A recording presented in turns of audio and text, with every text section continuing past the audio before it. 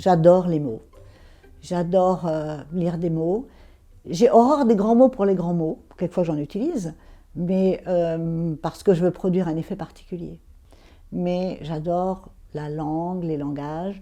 J'adore l'idée, et ça je l'ai appris, en fait c'est peut-être grâce à la philo, comment est-ce qu'on met en scène le savoir, qu'est-ce qui fonde le savoir.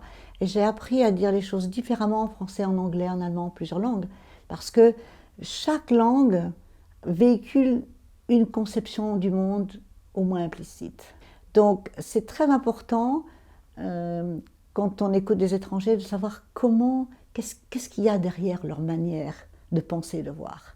Mais on le sent dans tous les gestes. Si on pense à la Coupe de l'Euro, les Danois véhiculent un autre monde que les Anglais, que les Italiens, que les Espagnols.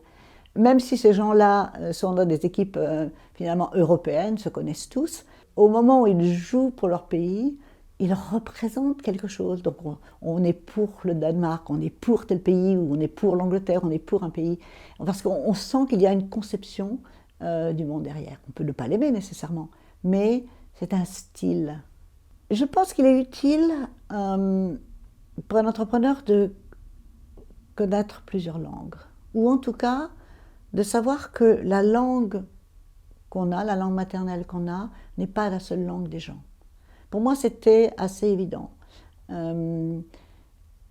exemple, bon, ma première boîte, je l'ai faite en France, mais je me suis installée très rapidement aux États-Unis.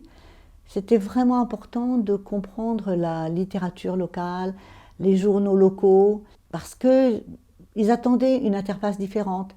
Les interfaces des produits américains sont un peu différentes des interfaces qu'on voit en Europe. La langue est une interface avec le monde. Et plus on a voyagé, plus on a vu de choses différentes, plus on est sensible à la différence. Peut-être convaincre, c'est l'art de différencier.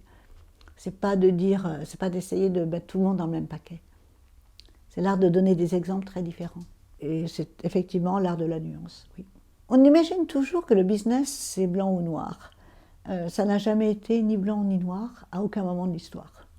En fait, chaque époque a son dogmatisme, mais qui diffère des dogmatismes précédents et qui ne sont pas les dogmatismes de demain.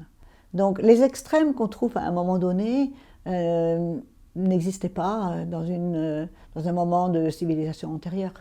Quelquefois, on a besoin de l'extrême pour imaginer la nuance. C'est parce qu'il y a des extrêmes qu'on veut sentir les différences.